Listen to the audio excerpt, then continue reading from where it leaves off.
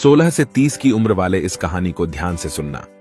एक राज्य था जहां किसी को भी राजा बना दिया जाता था, लेकिन सिर्फ 5 सालों के लिए, और 5 साल खत्म होने के बाद उस राजा को एक घने जंगल में छोड़ दिया जाता था, जहां दूर दूर तक कोई इंसान नहीं रहते थे और जंगल में जंगली जानवर उसे खा जाते थे। और ऐसे ही हर एक 5 साल पे हर एक राजा के साथ किया जाता था।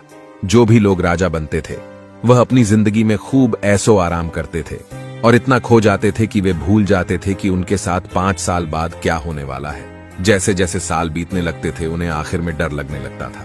एक बार एक नए आदमी को राजा बनाया गया। वो आदमी बहुत ही बुद्धिमान था। उसने दूसरे राजाओं की तरह अपने 5 साल ऐशो आराम में नहीं बिताए। उसने उस घने जंगल का पता लगाया। उसने वहां देखा कि वहां बहुत सारे कंकाल पड़े हुए थे जो उन्हीं पहले राजाओं के थे। उसने बाहर से कुछ मजदूरों को बुलाया और उस घने जंगल के पेड़ को कटवाने लगा दिए और सारे जंगली जानवरों को पकड़वाकर उन्हें दूसरे जंगल में छोड़वा दिए। उसने 3 साल के अंदर उस घने जंगल को एक खुले मैदान जैसा बना दिया और बचे हुए 2 साल के अंदर उस जमीन पर गरीब लोगों को घर बनवा कर दिए और अपने लिए एक महल भी बनवाया। जब उसके 5 साल पूरे हो गए तब राज्य के लोगों ने उसे उस घने जंगल में छोड़ दिया, जो कि अब एक राज्य बन गया था। वहां के लोगों ने फूलों से उसका स्वागत किया और उसने बाकी की जिंदगी आराम से गुजारी।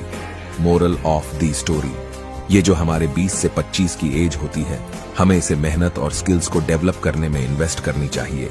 अगर आपने भी बाकी राजाओं की तरह ऐशो आराम में निकाल दिए तो आगे आपको बहुत मुश्किलों का सामना करना पड़ेगा, क्योंकि यही वो एज होती है जो हमारी फ्यूचर को डिसाइड करती है।